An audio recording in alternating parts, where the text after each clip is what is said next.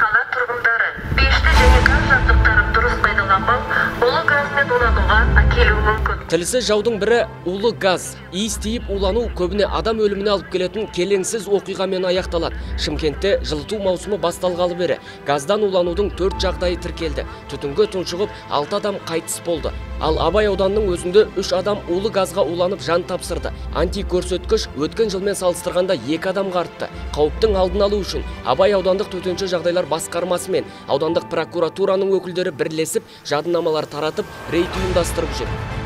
Мынандай болмайды, бұндай гофра орнатуға тыйым салынған қазір. Мына қазір не жұмыс істеп жатсыз, қосылып жатыр. Мына жерде тем более хамутта жоқ, көрдіңіз бе? Сылмағанда. Мына жерден де шығарады. Именно осындай гофра қолданылады. Ана сеткасы су жақтан шығады. Қазір газ жоқ қой, көрсетейін десем ше, жалпы саған. Қосмаңыздар енді.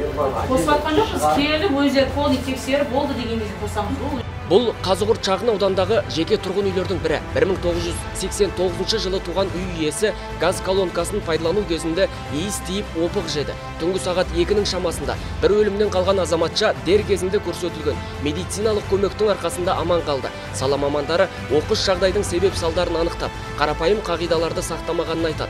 Техникалық қауіпсіздік ережелерін елемегендер газ колонкасына жалғанған мұржаны дұрыс жүргізбеген. Профилактикалық шарасын жүргізіп жатқан еді. Абай ауданы прокуратура қызметкерлерімен бірге газды колонкаңыз қажет болмаса? Өзіңізде колонка емес, енді котел ғой өзі. Котел ма? Иә. Душыңызда бар ма? Жоқ. Душта жоқ па? Душыңыз бар ма? Бірақ үйдің ішінде? Газдан улану жағдайын болдырмау үшін оның алдын алу маңызды. Өйткені соңғы улану оқиғалары көрсеткендей, тұрғындар газды пайдаланудың қарапайым ережелерін сақтамай жүр. Әсіресе жуынатын бөлмеге газбен істейтін су жылытқыштарын қоюға мүлде болмайды. Осыны ескермеген көп адам жуынатын бөлмеде-ақ тұншығып жатыр. Сондықтан газ жабдықтарының дұрыс жұмыс істеуін қадағалау қажет. Желдету каналдары мен мұржаның тартылуын жүйелі түрде тексеру керектігін жете түсіну қажет.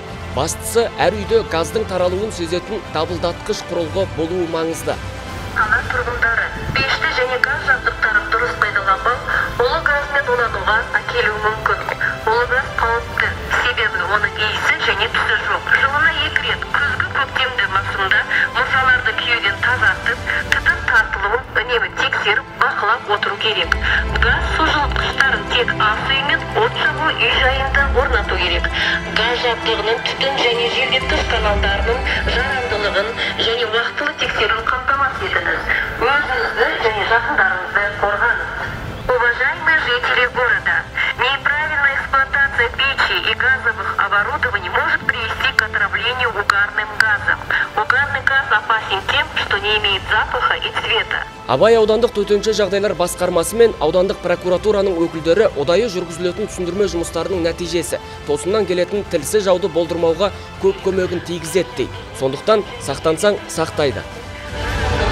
Және уақытылы тексеруін қамтамасыз етіңіз. Өзіңізді және жақындарыңызды қорғаңыз.